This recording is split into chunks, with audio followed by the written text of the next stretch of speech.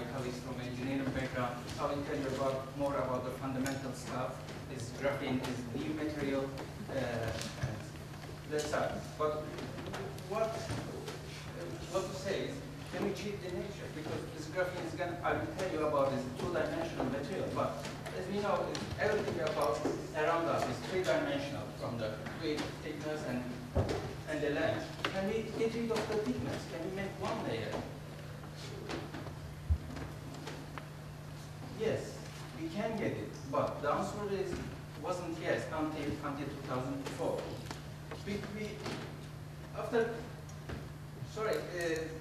It wasn't a good start. Anyway, I will make it. Graphene is two-dimensional material.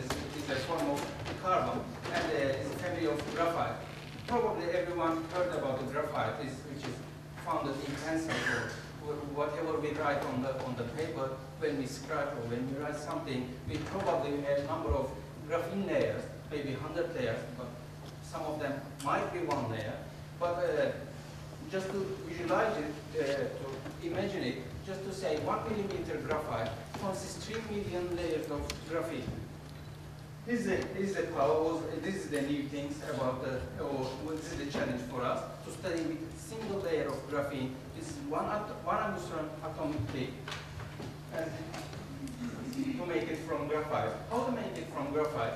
But before we go, it's not just two-dimensional material or just one atomic thick. What's the importance, or what's the challenging, or what's the interesting thing about graphene? It's all about its superlative. It's the thinnest material ever, the stiffest, strongest material, stretchable, the highest thermal conductivity, higher than the copper or gold, and highest electrical conductivity. But how to make the single layer graphene? This graphene is a very easy method. It's just we need a piece of tape, sellotape, and a piece of graphite. Just stick it on the piece of graphite, the tape, and peel it off, place it on the substrate, take it, tape off, and you have a number of graphene layers on the substrate. But we have a number of layers. We need to find out where is the single layer graphene, and which we need to study. And that method is very easy, very simple method. Princeton Nobel in 2010.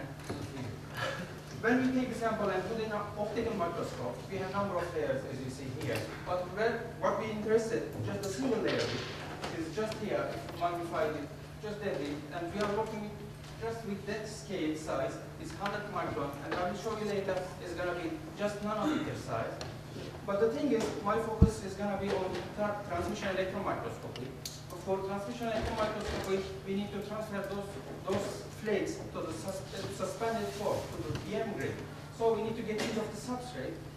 So it's a bit complicated. I'm not going to go to details, but after we put in on TM grid, is the general appearance of it. But just to guide you from the optical images, from the substrate, and then transfer, you can't see the single layer base. Just even you magnify it more, in the optical microscope we can't get it, because it's single layer and transmit the light, 100% transmit the light. So this is the reason we need to switch to transmission electron microscopy, and we're starting to see something. But this, we can go to over million, 2 million, 3 million magnification to see the graphene lattice. So let's start with the graphene lattice and how we have to use it. The dark bit in the middle of the image is the graphene lattice. It's honeycomb structure. It's surrounded by the hydrocarbon chains, which is indispensable. That kind of concentration we have already opened that. Just to magnify it a bit to show you how single layer graphenes appear with both 3 million magnification. Is the experiment. We have simulation result. We are about to catch the simulation as well. We can identify 2 layers, not just single layer with the transmission electron microscopy. Just one layer on top of others, and we have different appearance, different structure, periodicity. And if you have one layer and it's rotated with respect to the other, we have different periodicity, and all we can study with the electron microscope. Not just that, all we can study edges and the defects in the graphene. What was the importance of the edges? We can determine the electronic properties and change from one to other.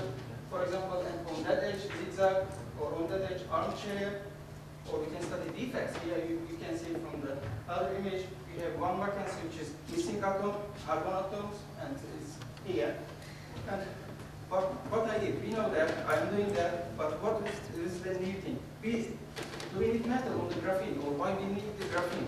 The reason is any single application of graphene is contacts, and any contacts has to be metal.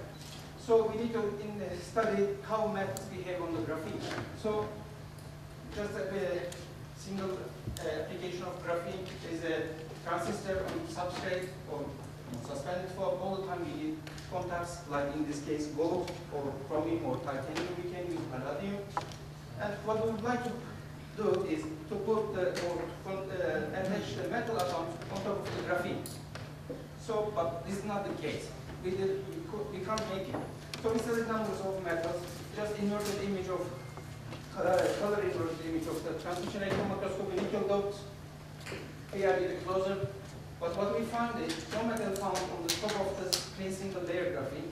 Metal atoms sit on the hydrocarbon chain is preferred. What's the consequence of that? We know that in this case, when we have metal contacts on top of graphene, it doesn't sit on clean graphene base. It's all transport happen by or via hydrocarbon chains. What we found out afterwards when we studied, or when we forced those metal atoms to jump to the clean bit of graphene, we saw interesting phenomena. We etched the graphene. It's never observed before, and we know that after a certain time, some devices, some transport or transistor devices doesn't work, which explain the reason. And just quick how etch the graphene happens, just quickly, as long as we have metals around the edges, around the graphene edges, we enlarge the hole. But it's not the end. We have something more to say, and very interesting thing is very important, is never observed before. After we have the holes, in a second, graphene heals by itself. It's never observed before. It's something being but this healing is not happening with the hexagon structure, which is family. It's happening by pentagon and heptagons. We studied other systems as well, not just graphene, but like graphene from graphite, from their three-dimensional family. We studied boron nitride, molybdenum disulfide, with different experimental techniques, scanning atomic microscopy and gamma spectroscopy, and I would like to acknowledge my supervisors and my colleagues from Manchester, and thank you for your attention.